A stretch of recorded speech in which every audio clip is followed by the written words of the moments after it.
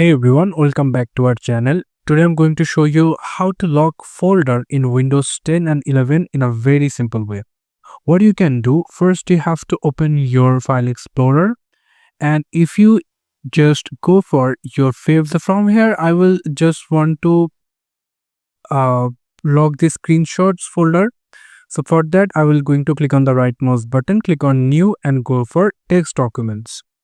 After that I will going to open it, and from here I'm going to copy this command over here and going to paste it over here like this, and then I will going to type the password over here, call enter your password.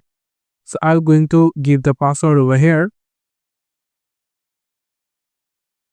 call how to Windows,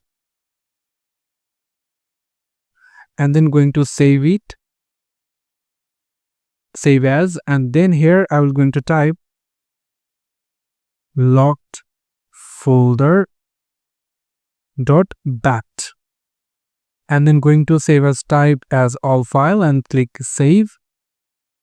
And now that's it. And as you can see that the locked folder, there will be a cmd prompt will be opened over here.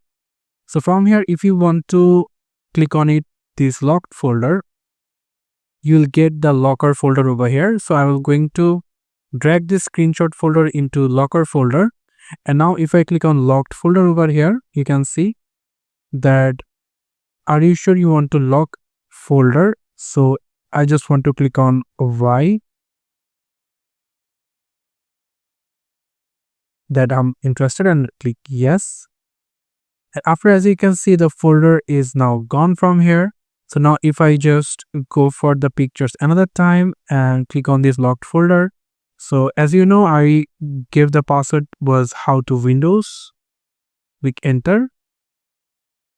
And as you can see, after giving the password, my folder is backed again. So this is how we can simply lock any of folder of your Windows. Thank you so much for watching this video. I hope to see you for another videos. Till then, goodbye.